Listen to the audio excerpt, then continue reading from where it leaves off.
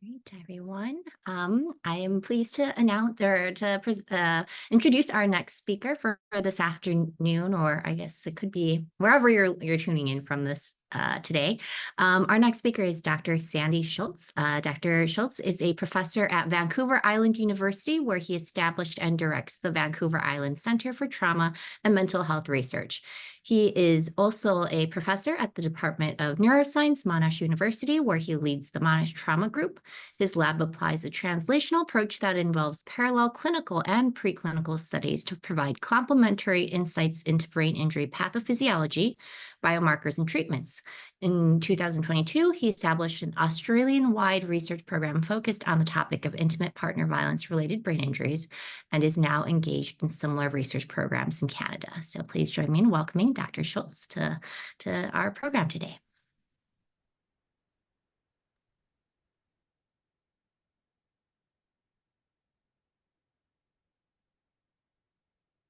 Thank you for the introduction, and thank you to the organizers for the invitation to present, and congratulations to Carrie and her team, as well as Pink Concussions, for putting on another great conference.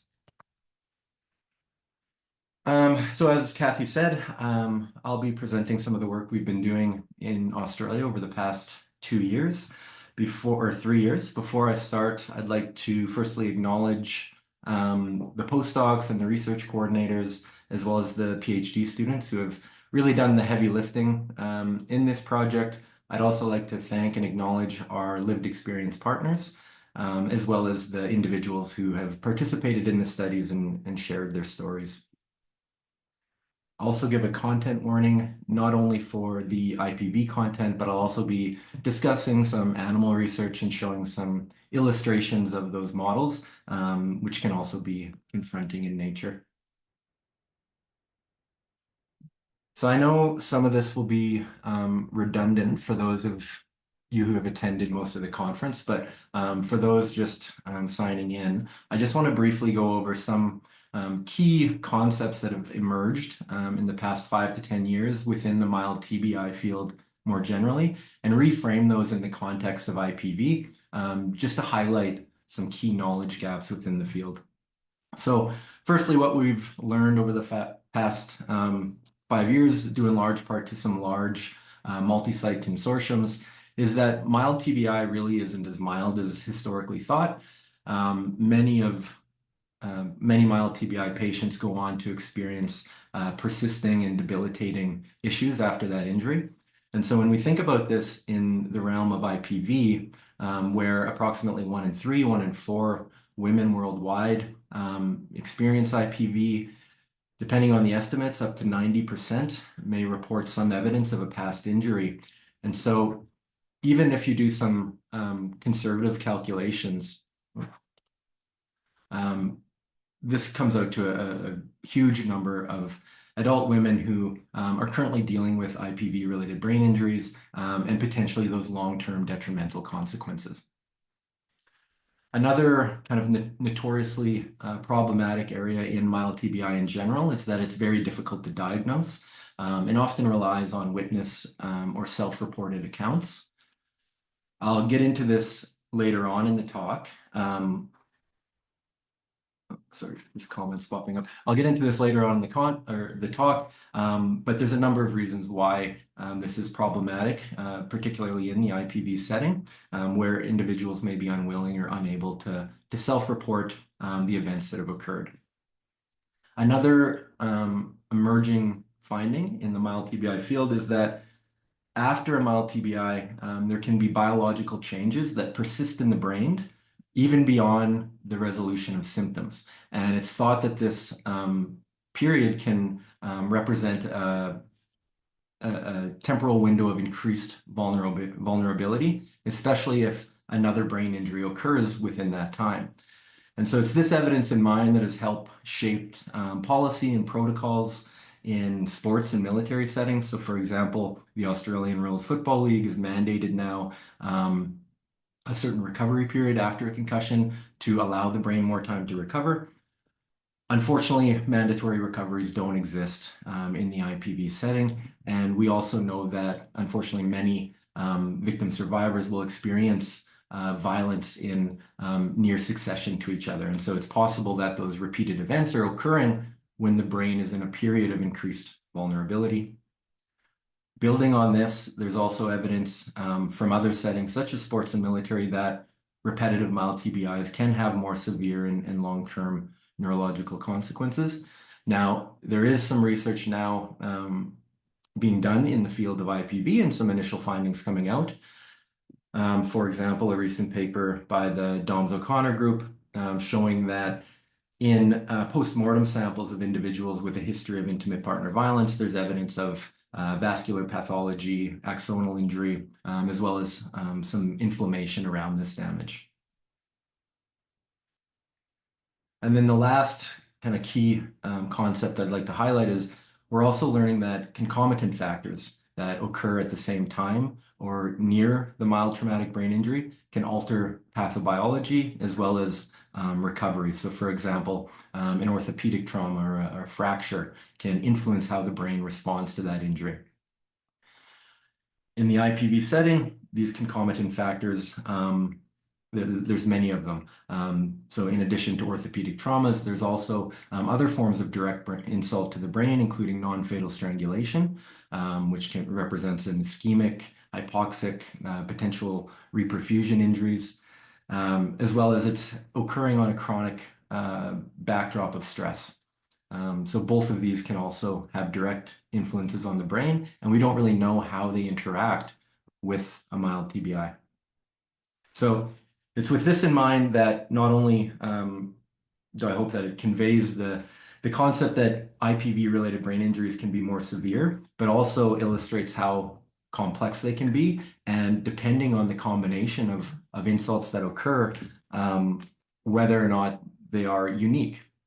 And so this is just illustrating some of the different biological changes that can occur in the brain related to mild TBI, non-fatal strangulation, and stress. Some of those overlap and might interact with each other, and then some of them occur independently. But if these different insults involved in IPV are resulting in unique pathophysiology, it could influence how patients present. And it, of course, would have important implications in terms of how are we going about detecting brain injuries when they occur? And then following from that, how are we going to treat them to improve recovery? And both detection and treatment are already limited just more broadly in the mild TBI space.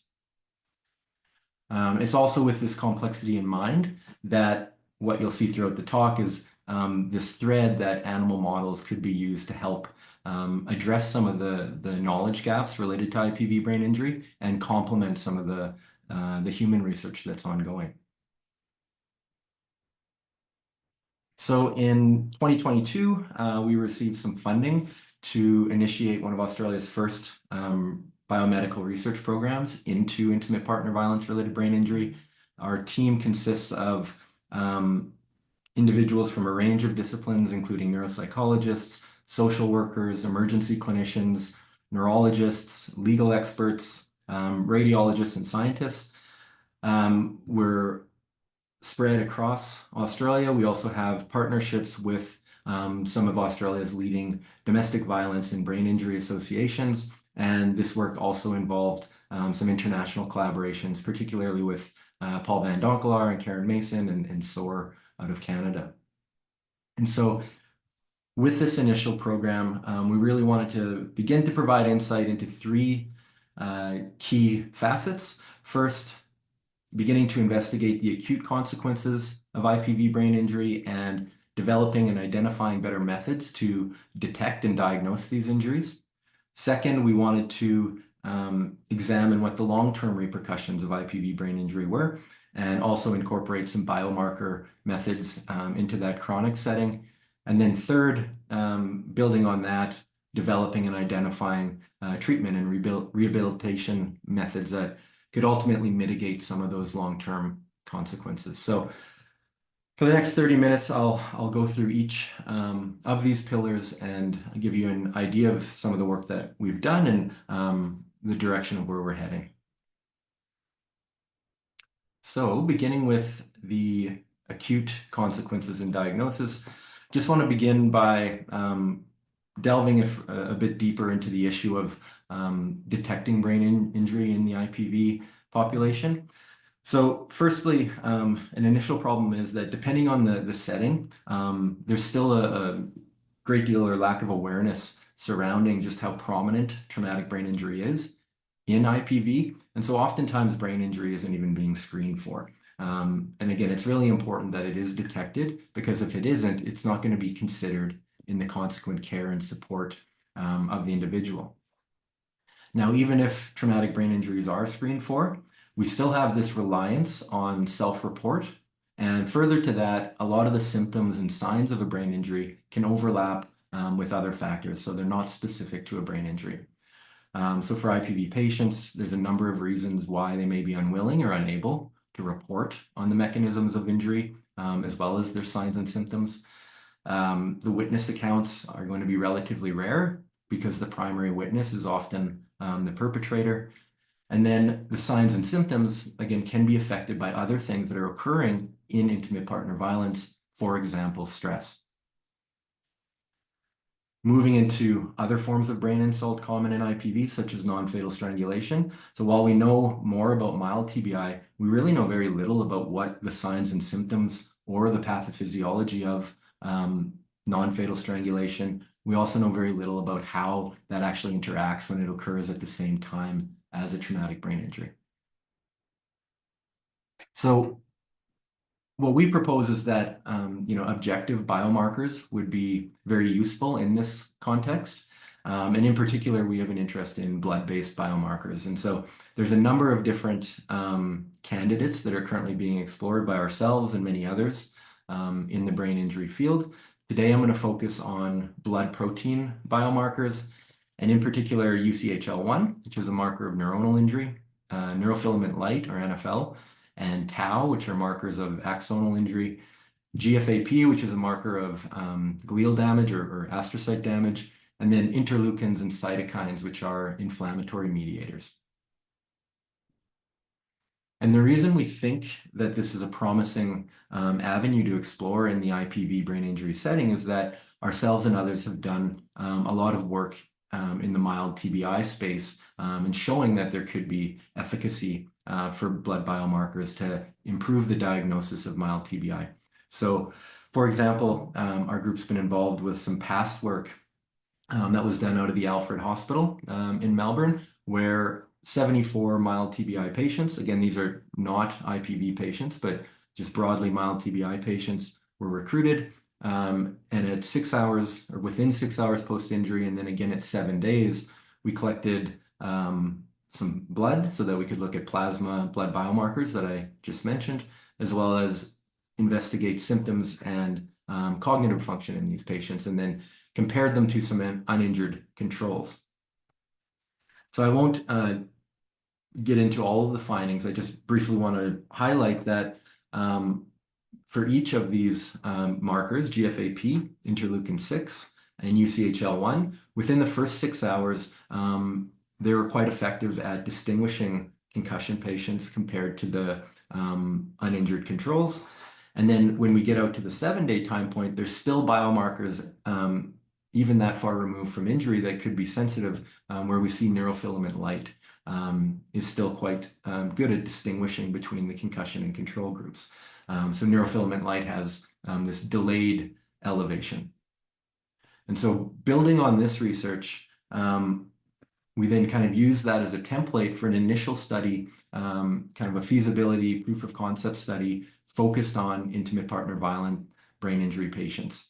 And so again, out of the Alfred Hospital Emergency Department, we continued to recruit participants that had mild TBI that were unrelated to IPV, orthopedic injury controls, as well as healthy controls.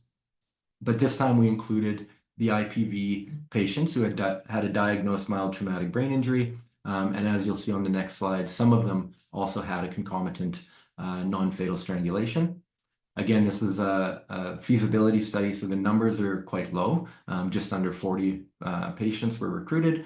And we extended the recruitment time window out to 72 hours for this study, just to make it a bit more feasible to recruit participants. And we also dropped the 7-day follow-up from this study, and this was done for primarily safety reasons for both the participant and the staff, as well as, this is occurring in a crisis setting where research is not the top priority for the patient. And then we used, again, the plasma biomarkers and an abbreviated symptom protocol in this study. So this was recently published as part of a larger body of work. And so if you want more details, you can check out the publication. This is a table that's just highlighting the IPV cases that were involved in the study. And so as you can see, about half of them had a co-occurring non-fatal strangulation. As you'd expect, the majority of them were females, but just showing the broad heterogeneity within this sample. Looking at the results, so this is on the Rivermead post-concussion questionnaire looking at symptoms, and what we see is that the IPV brain injury group reported more severe brain injury symptoms compared to each of the other groups. And then when we look at the circulating blood biomarkers, we see that neurofilament light is elevated in the IPV brain injury group compared to each of the other groups. So HC is healthy control. This is the trauma control, and then mild TBI without IPV.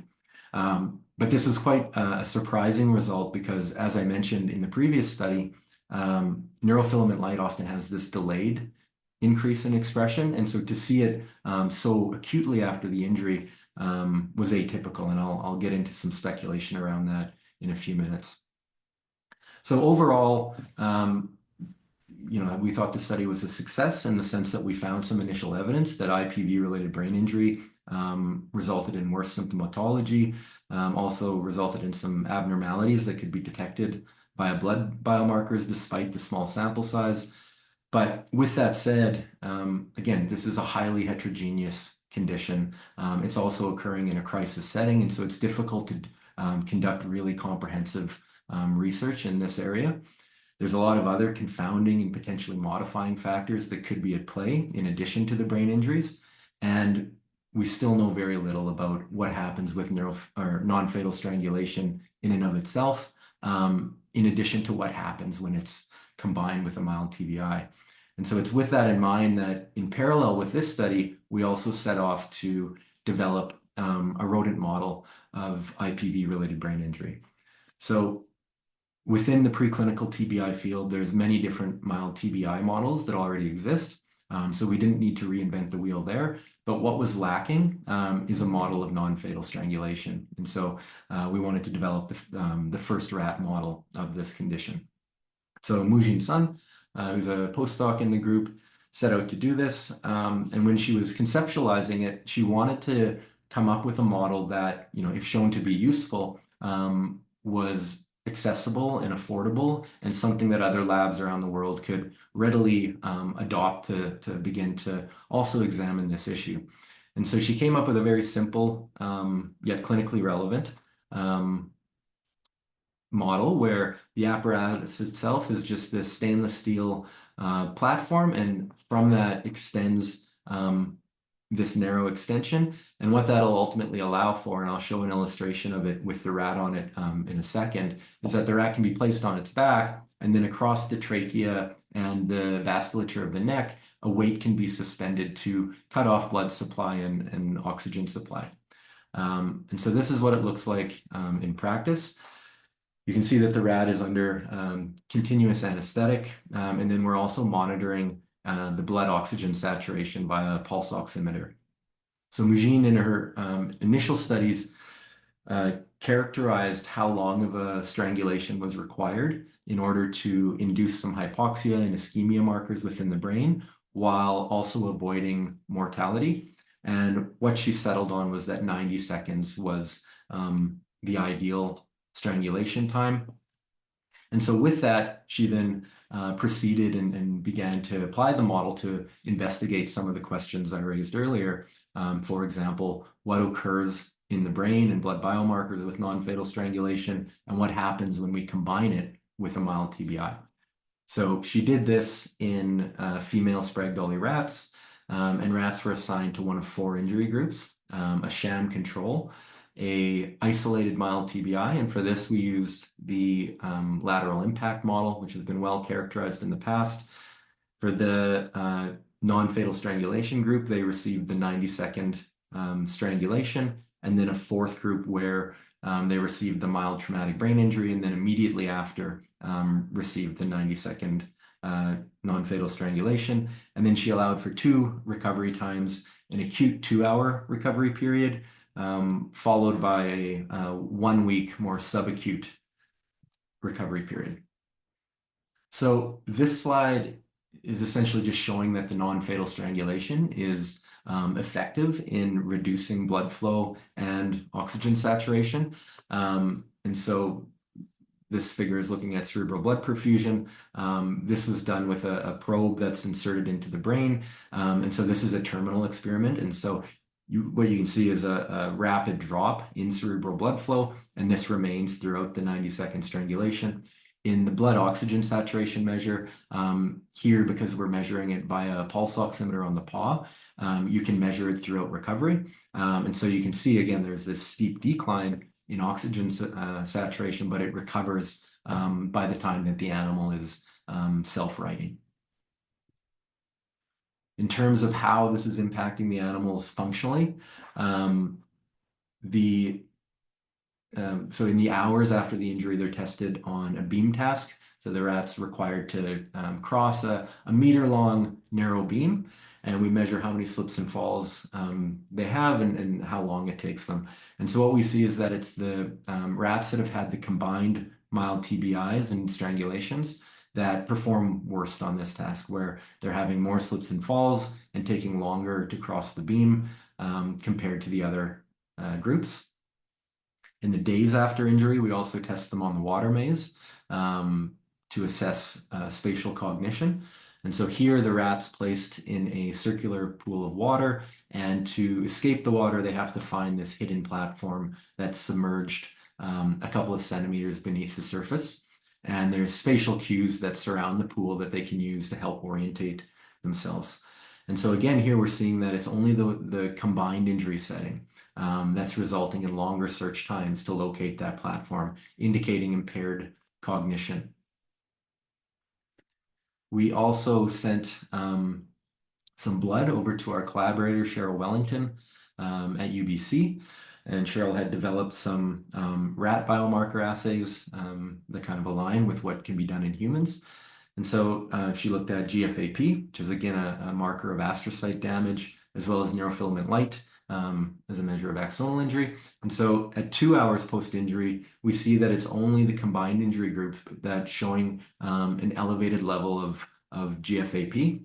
And then with regards to NFL, at both the 2-hour and 1-week post-injury time period, here we see that both of the groups that have had a mild TBI show elevation in neurofilament light. So suggesting that it's the traumatic brain injury component that's driving this elevation. Finally, when we look at the brain tissue itself, which is again one of the, I guess, advantages of the animal model research that you can't do in humans, or at least in the majority of human studies. So when we look at the tissue itself, we see that the combined injury group has an exacerbated neuroinflammatory response after the injury. Although I'll also point out that the mild TBI and non-fatal strangulation, even in isolation on some of the markers, they show an inflammatory response as well. So to summarize our acute work to date, we see that in the first human patient study with IPV brain injury patients, there's elevated neurofilament light, as well as worse symptoms compared to non-TBI related or non-IPV related brain injury. It was surprising that the neurofilament light was elevated at such an acute time point. And so what we speculate is that perhaps this could be due to previous brain injury exposures. So as I said, neurofilament light is often delayed to elevate, but once it's elevated, it can remain elevated for a number of weeks post-injury. And so it could be that what we were detecting was actually caused by a previous injury from the weeks before. fully acknowledge that this is a very small study. It was done as a feasibility study. It resulted in some promising findings, and what it really does is provide a foundation for larger scale and multi-site studies moving forward. One of which is a new project we're collaborating on with Cheryl Wellington, Anna Vardo, Paul Van Donkelaar, that's funded by the U.S. Department of Defense.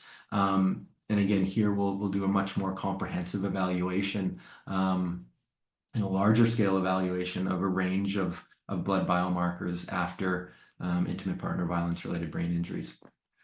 In terms of the animal work, we were able to develop, to our knowledge, the first rodent model of non-fatal strangulation, and then combine that with a mild TBI model. And we found that overall, when we had those combined models, it was exacerbating neuroinflammation, altering some blood biomarkers such as GFAP, and also worsening the behavioral deficits we saw. One thing I alluded to early in the talk, but haven't mentioned since, is what's this influence of stress, which also can modify the brain and potentially how it responds to a brain injury. And so that's work that's currently being done by Justin Brandt, who's a PhD student that I co-supervise with Brian Christie at the University of Victoria. And so hopefully we'll be able to provide some insight into that question in the near future. Another, I guess, limitation or area yet to explore is everything that I've presented so far was focusing on a single exposure of IPV-related brain injury. What we know is that, unfortunately, the exposures are often recurring in nature. And there's certainly evidence from other contexts that at least repeated TBIs can have cumulative and long-term detrimental effects. Again, we still know very little about what's going on with recurring non-fatal strangulation and what happens when it's combined with repetitive mild TBIs. So with that, we'll segue into the next pillar of the research program, which aim to investigate just that. What are the long-term consequences of IPV brain injuries? So I'll start with the human arm of this aim, which involved a quite large multimodal approach involving neuropsychological outcomes as well as neuroimaging, both MRI and PET, as well as biomarkers in IPV victim survivors. We recruited from a community sample of women aged 18 to 75. To date, we've recruited just over 150 participants. And for the sake of some of the preliminary results I'm going to show, we've categorized it into IPV brain injury, IPV without brain injury, a history of mild TBI without IPV, and healthy controls. All of these participants were at least 6 months removed from their most recent IPV relationship, which allows us to conduct a more comprehensive analysis because it's not occurring, in that same crisis setting that the acute work was occurring in. And so that's just an illustration, kind of highlighting the protocol. It's done over 2 sessions. The first session involves all of the questionnaires, collection of the blood, and then the second session is dedicated to the neuroimaging. So we just finished phase 1 of recruitment a few weeks ago. So I'll emphasize that all of these results are very preliminary in nature and we're just getting into this. But what we're finding is looking at brain injury symptoms, again, using the Rivermead post-concussion questionnaire, is that both of the IPV groups are reporting a higher degree of brain injury symptomology. And if we use the ICD-10 criteria for probable persisting post-concussion symptoms, we see that, again, both the IPV groups have an increased likelihood of PPCS. We see a similar trajectory when we look at PTSD symptoms. So this is on the PCL5 measure. So both IPV groups reporting more PTSD symptoms. And then again, using a probable PTSD scale, we see that both the IPV and IPV brain injury groups are more likely to have probable PTSD than the mild TBI without IPV and the healthy controls. and very similar findings on measures of depression, anxiety, and stress symptoms on the DAS-21, where again, it's both of the IPV groups, regardless of brain injury, that are reporting increased symptoms on these measures. We just started to analyze some of the MRI data. So these are some initial promising diffusion-weighted results. So on the top row, this is looking at fractional anisotropy. On the bottom row, we're looking at radial diffusivity. And it's comparing IPV brain injury versus brain injury without IPV. And what we're seeing on these measures is a decrease in fractional anisotropy and an increase in radial diffusivity in the IPV brain injury group, suggesting that there's decreased white matter integrity. So very early days here, much more MRI and PET data and blood biomarker data, cognitive data to look at, but at least at our first glance, these results are aligning with some other findings within the field. And again, we're recruiting these participants from the community. So in parallel with that, again, we undertake some complementary animal model work, again, with the goal to better tease apart what are the long-term impacts of repetitive non-fatal strangulations and what's occurring when it's combined with repetitive mild TBI. So again, we've used female Sprague-Dawley rats. They're assigned to the same injury groups as before: sham, mild TBI, non-fatal strangulation, or combined mild TBI and non-fatal strangulation. We use the same injury models. The difference here is that now we're administering 5 exposures to each of their assigned injuries. And then each of these injuries is separated by a 24-hour time period. And then after that, we're giving them a long-term recovery period of 12 weeks before we're going in and examining their behavioral function, as well as using MRI. So on a measure of social behavior, this is a 3-chamber social behavior task. So typically, a rat will prefer to spend time with another rat over spending time with a chamber that has an empty cage. What we see in the rats that have the combined repetitive injuries is that they show less of a social preference for the other rat. When we look at our diffusion MRI measures, so again, looking at white matter integrity in the brains, what we're seeing is, again, that the combined injury setting is resulting in decreased white matter integrity compared to each of the other groups. So the top row, the highlights are showing where there's decreased integrity within or compared to the sham animals, here compared to the repeated non-fatal strangulations, and then here compared to the repeated TBI. So compared to each of those groups, the white matter measures are worse in the combined injury setting.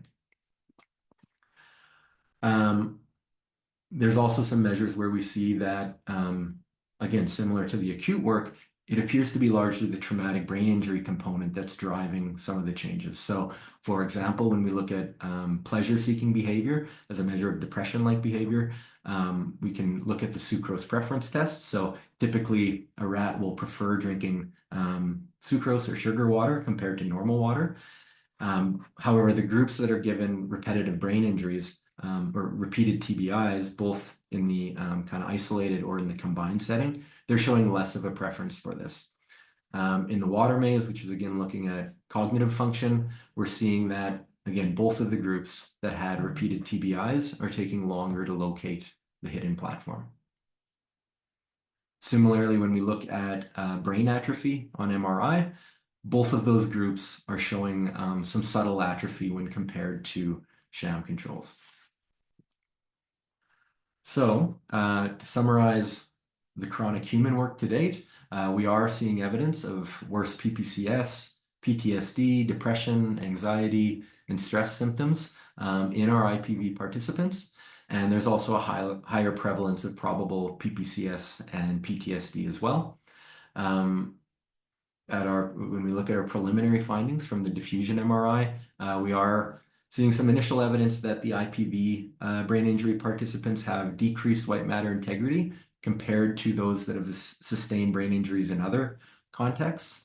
One thing I want to point out, just to kind of guide the interpretation of these findings, and in particular that we're seeing very similar findings in both of the IPV groups, is that at least for this initial analysis, we've used a very conservative definition of brain injury. And so to be categorized into that brain injury group, it required a previous diagnosis of a mild traumatic brain injury, or their self-reported events had to align with the current ACRM criteria. So the point being is that a lot of the people that were ultimately assigned to the IPV group still reported a history of head injury exposure. It just wasn't meeting this strict threshold. So this will be accounted for as we move in to our future analysis and our regression models, but just wanted to highlight that point. Again, we've just started, and so in 6 months' time, I hope that we've got a vast array of completed cognitive MRI, PET, and blood biomarker data that we'll be able to present. And again, this work in Australia is ongoing. It's expanding to other sites across Australia. And then the DoD grant that I mentioned earlier in Canada, in collaboration with Cheryl and Paul, that's also incorporating chronic outcomes. So much larger scale efforts are underway, which will be great. In terms of the rat work, it was only the rats with the combined injuries that demonstrated social deficits. And these combined injury rats also had exacerbated white matter damage on the diffusion MRI outcomes compared to each of the other groups. The primary driver for the cognitive deficits and depression-like behavior and brain atrophy appears to be tied to the repetitive traumatic brain injuries. I also wanted to make a point of stating that although the repetitive non-fatal strangulation doesn't appear in and of itself to alter the measures we've examined so far, I don't want to undermine this because, or the severity of this, because it's only the animals that had the non-fatal strangulation that experienced any mortality within this study. So obviously non-fatal strangulation is a very severe and important injury, even if we're not seeing changes on some of the measures that we looked at in that study. Building on this work, we're still now harnessing and leveraging this model to begin to understand what are the underlying biological mechanisms that are driving these long-term consequences, and then related to that, how can we go about treating those consequences to either prevent or improve long-term recovery. So with that, we will transition into the final component of the research program, which is exploring different treatment strategies. So we are undertaking research looking at multiple different avenues for time purposes and just related to how much progress we've made on each. I'm going to focus today on some of the work we've been doing in the psychedelic-assisted therapy space. So this is a field, more broadly across mental health that has certainly gained attention and momentum more recently in the past 5 years or so. In terms of brain injury, depending on the psychedelic, different ones do have mechanisms of action that can target things that we know are affected in brain injury. So things like promoting plasticity, some evidence of anti-inflammatory effects and reducing oxidative stress. There's also been some clinical trials done that are reporting promising results with different psychedelics in patient populations, either directly related traumatic brain injury or related to comorbidities that are common in traumatic brain injury. So that's kind of the brief rationale as to why we are interested in this space. The work I'll show next is all related to psilocybin, which is derived from a number of different fungi species, commonly referred to as magic mushrooms. And again, psilocybin has multiple mechanisms of action which have relevance to brain injury pathophysiology. And so with that in mind, we've started some initial studies looking at psilocybin treatment in our combined repeated animal model that I just presented results on. And so here we have, again, female rats that are assigned to one of 4 groups. They either get sham injuries or the repetitive combined mild TBI and non-fatal strangulation. And then they're treated with either a single dose of vehicle or a control or a single dose of psilocybin at a dose of 1 milligram per kilogram. And this treatment is given after a 16-week long recovery time. After that treatment, we then conduct behavioral testing and then perfuse the brain so that we can analyze what psilocybin as well as the IPV brain injuries have done to the brain. So just some initial results here.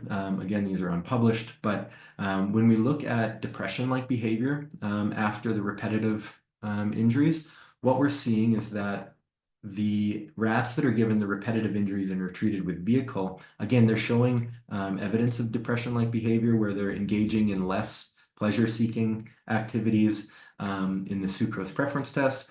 However, those that are treated with psilocybin, the ones here in orange, they're returning back to control levels. So psilocybin is mitigating those depression-like behaviors, and we're seeing a very similar finding on another measure related to depression-like behavior, which is the forced swim test, which measures how long an animal is immobile in a test. And here we're seeing that, again, the psilocybin-treated animals are spending less time immobile, so counteracting the depression-like effect that the injuries are having.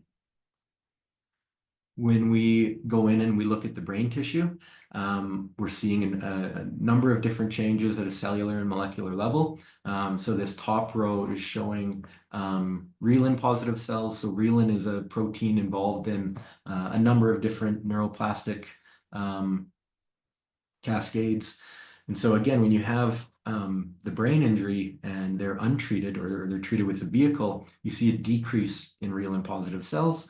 This is recovered when they're treated with the psilocybin. And then on the bottom row, this is looking at microglia, which is an inflammatory cell in the brain.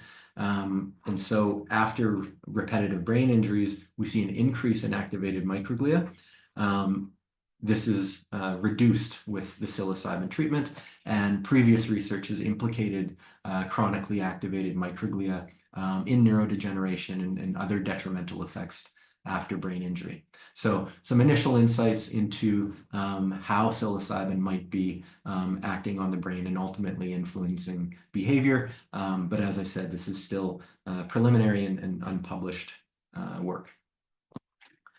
I guess another reason to advocate for animal model research is that we were recently able to leverage that animal model work, and we're successful in being awarded a grant to support a multi-site clinical trial. We're now going to investigate the use of psilocybin-assisted therapy in IPV-related PTSD as well as PPCS.